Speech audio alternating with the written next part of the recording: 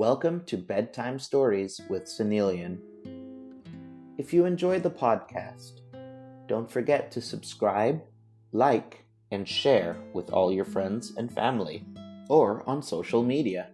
If you have any requests for stories that you would like to hear on this podcast, feel free to send me a message. Now I'd like you to get into a comfortable position. Lie down in bed or sit in your sofa and let go of all the stresses of the day.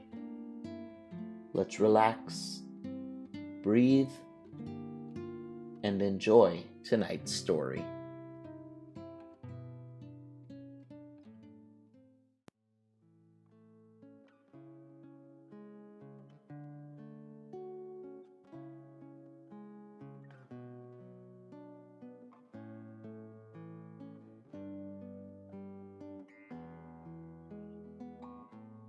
Welcome back to another reading of Hans Christian Andersen's fairy tales. The Elderbush. Once upon a time, there was a little boy who had taken cold. He had gone out and got his feet wet, though nobody could imagine how it had happened, for it was quite dry weather. So his mother undressed him, put him to bed, and had the teapot brought in to make him a good cup of elderflower tea.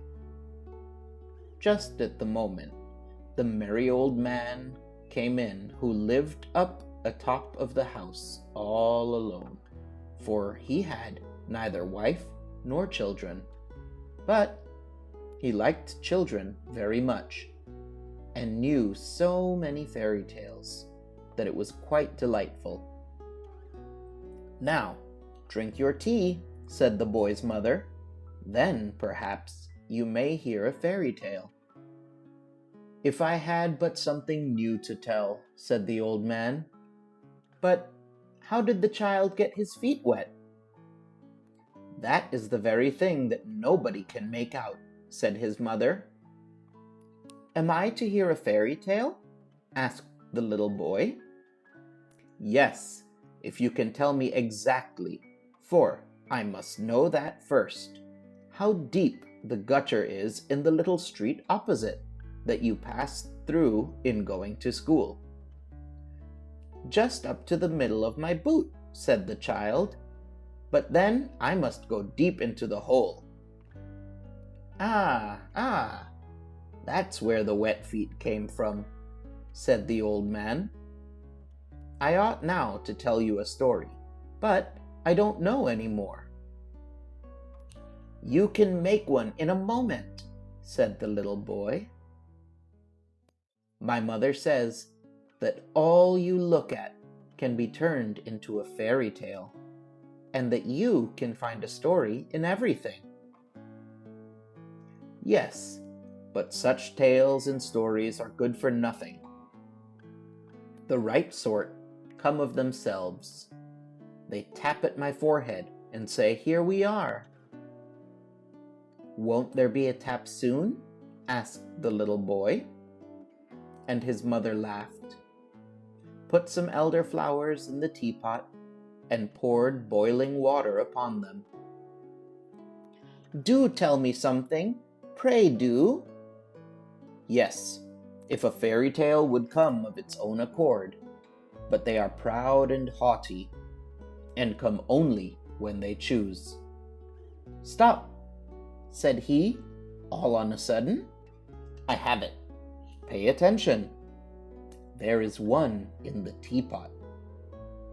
And the little boy rose at the teapot.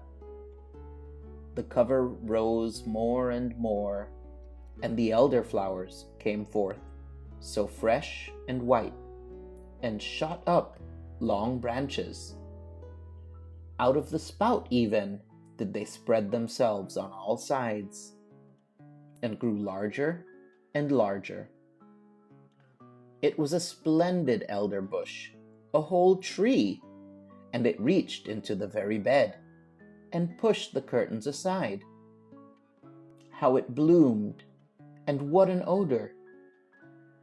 In the middle of the bush sat a friendly-looking old woman in a most strange dress.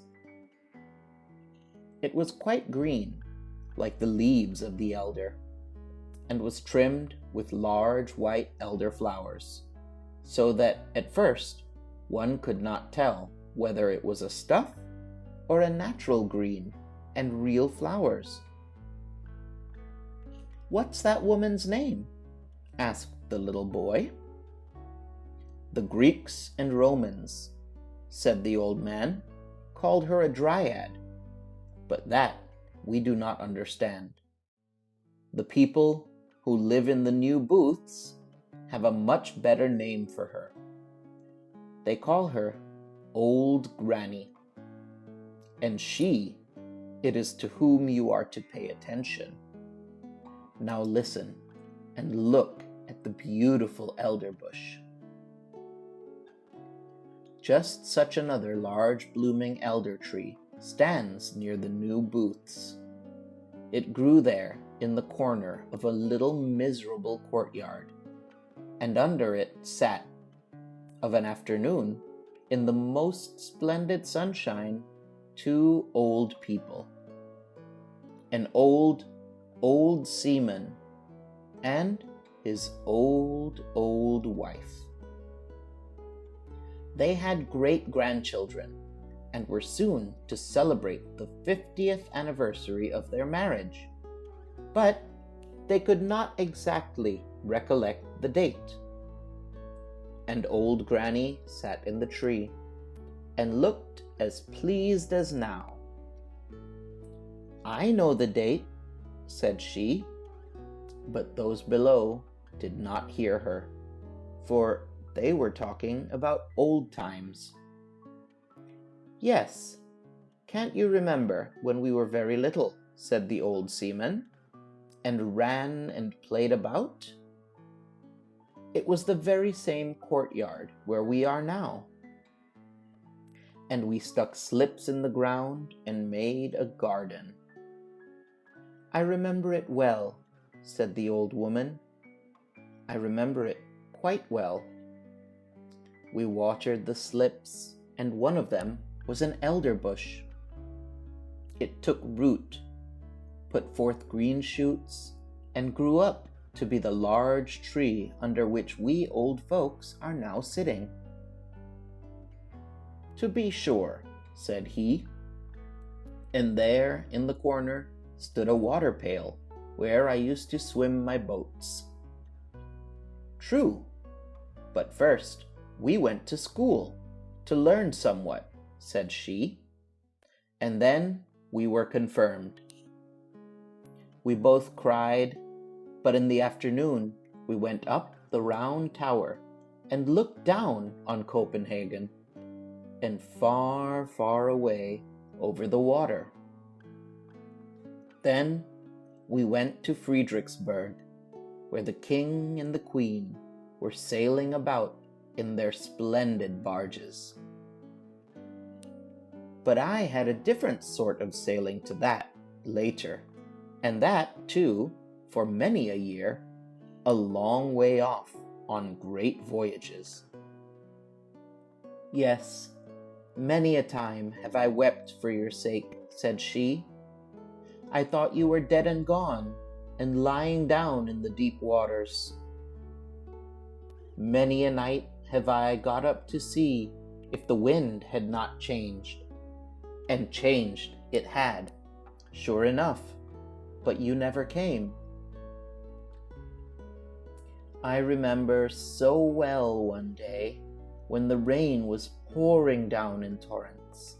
The scavengers were before the house where I was in service, and I had come up with the dust and remained standing at the door.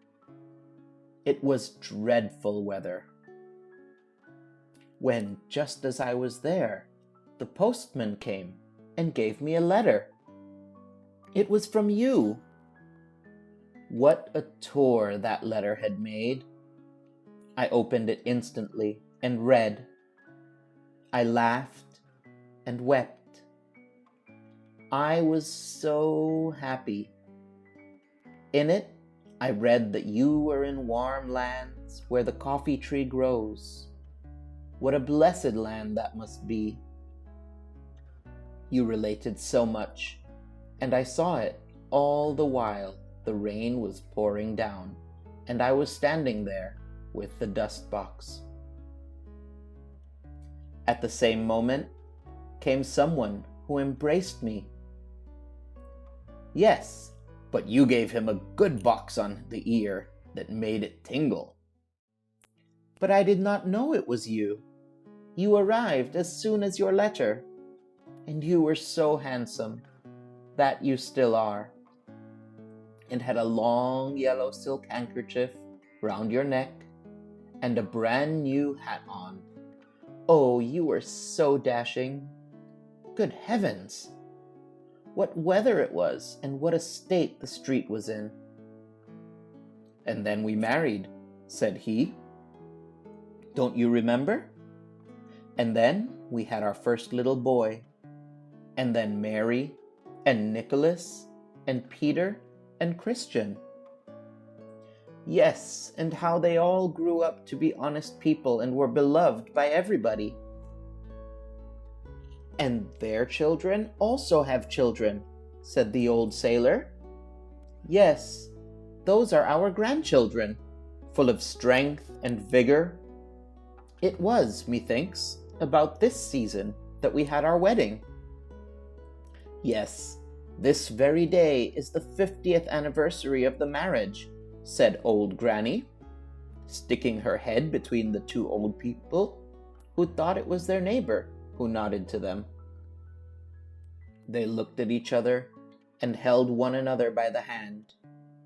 Soon after came their children and their grandchildren, for they knew well enough that it was the day of the 50th anniversary, and had come with their gratulations that very morning. But the old people had forgotten it, although they were able to remember all that had happened many years ago. And the elderbush sent forth a strong odor in the sun that was just about to set, and shone right in the old people's faces. They both looked so rosy-cheeked, and the youngest of the grandchildren danced around them, and called out quite delighted that there must be something very splendid that evening. They were all to have hot potatoes, and old Nanny nodded in the bush, and shouted hurrah with the rest. But that is no fairy tale, said the little boy who was listening to the story. The thing is, you must understand it, said the narrator. Let us ask old Nanny. That was no fairy tale, 'tis true, said old Nanny. But now it's coming. The most wonderful fairy tales grow out of that which is reality. Were that not the case, you know, my magnificent elderbush could not have grown out of the teapot. And then she took the little boy out of bed, laid him on her bosom, and the branches of the elder tree, full of flowers, closed around her. They sat in an aerial dwelling, and it flew with them through the air. Oh, it was wondrous beautiful. Old Nanny had grown, all of a sudden, a young and pretty maiden. But her robe was still the same green stuff with white flowers, which she had worn before. On her bosom she had a real elderflower, and in her yellow waving hair a wreath of the flowers. Her eyes were so large and blue that it was a pleasure to look at them. She kissed the boy, and now they were of the same age and felt alike. Hand in hand, they went out of the bower, and they were standing in the beautiful garden of their home. Near the green lawn, Papa's walking stick was tied, and for the little ones, it seemed to be endowed with life. For as soon as they got astride it, the round, polished knob was turned into a magnificent neighing head. A long black mane fluttered in the breeze, and 4 slender yet strong legs shot out. The animal was strong and handsome, and away they went at full gallop round the lawn. "Huzzah! Now we are riding miles off," said the boy. "We are riding away to the castle where we were last year." And on they rode, round the grass plot, and the little maiden, who, we know, was no one else but old Nanny, kept on crying out, "Now we are in the country. Don't you see the farmhouse yonder? And there is an elder tree standing beside it. And the cock is scraping away at the earth for the hens. Look how he struts.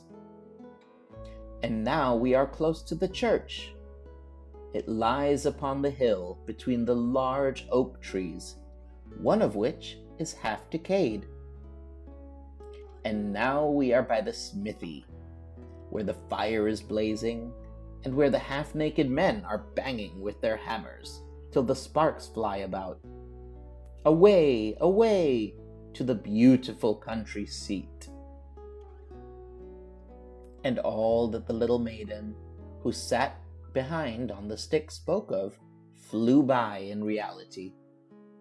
The boy saw it all, and yet they were only going round the grass plot. Then they played in a side avenue, and marked out a little garden on the earth. And they took elder blossoms from their hair, planted them, and they grew just like those the old people planted when they were children, as related before. They went hand in hand, as the old people had done when they were children. But not to the Round Tower, or to Friedrichsburg. No, the little damsel wound her arms round the boy, and then they flew far away through all Denmark. And spring came, and summer, and then it was autumn, and then winter, and 1,000 pictures were reflected in the eye and in the heart of the boy. And the little girl always sang to him, "This you will never forget." And during their whole flight, the elder tree smelt so sweet and odorous. He remarked the roses and the fresh beeches, but the elder tree had a more wondrous fragrance, for its flowers hung on the breast of the little maiden, and there too did he often lay his head during the flight. "It is lovely here in spring," said the young maiden. And they stood in a beech wood that had just put on its first green, where the woodroof at their feet sent forth its fragrance, and the pale red anemone looked so pretty among the verdure. Oh, would it were always spring in the sweetly smelling Danish beech forests. "It is lovely here in the summer," said she, and she flew past old castles of bygone days of chivalry, where the red walls and the embattled gables were mirrored in the canal, where the swans were swimming and peered up into the old cool avenues. In the fields, the corn was waving like the sea. In the ditches, red and yellow flowers were growing, while wild drone flowers and blooming convolvuluses were creeping in the hedges. And towards evening, the moon rose round and large, and the haycocks in the meadows smelt so sweetly, This one never forgets. It is a lovely time here in autumn, said the little maiden. And suddenly the atmosphere grew as blue again as before. The forest grew red and green and yellow-colored. The dogs came leaping along, and whole flocks of wild fowl flew over the cairn, where blackberry bushes were hanging round the old stones. The sea was dark blue, covered with ships full of white sails, and in the barn, old women, maidens, and children were sitting, picking hops into a large cask. The young sang songs, but the old told fairy tales of mountain sprites and soothsayers. Nothing could be more charming. "It is delightful here in the winter," said the little maiden. And all the trees were covered with hoarfrost. They looked like white corals. The snow crackled underfoot as if one had new boots on, and one falling star after another was seen in the sky. The Christmas tree was lighted in the room, presents were there, and good humor reigned. In the country, the violin sounded in the room of the peasant. The newly baked cakes were attacked. Even the poorest child said, "It is really delightful here in the winter." Yes, it was delightful, and the little maiden showed the boy everything, and the elder tree was fragrant still, and the red flag with the white cross was still waving, the flag under which the old seaman in the new booths had sailed. And the boy grew up to be a lad, and was to go forth in the wide world, far, far away to warm lands, where the coffee tree grows. But at his departure, the little maiden took an elder blossom from her bosom and gave it to him to keep. And it was placed between the leaves of his prayer book, and when in foreign lands he opened the book, it was always at the place where the keepsake flower lay, and the more he looked at it, the fresher it became. He felt, as it were, the fragrance of the Danish groves, and from among the leaves of the flowers he could distinctly see the little maiden, peeping forth with her bright blue eyes. And then she whispered, "It is delightful here in spring, summer, autumn, and winter," and 100 visions glided before his mind. Thus many years passed, and now he was an old man, and sat with his old wife under the blooming tree. They held each other by the hand, as the old grandfather and grandmother yonder in the new booths did, and they talked exactly like them of old times, and of the 50th anniversary of their wedding. The little maiden, with the blue eyes and with elder blossoms in her hair, sat in the tree, nodded to both of them, and said, "Today is the 50th anniversary."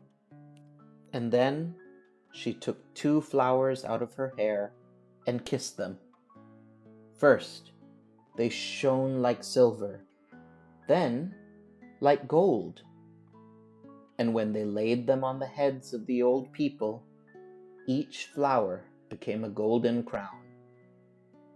So there they both sat, like a king and a queen, under the fragrant tree that looked exactly like an elder.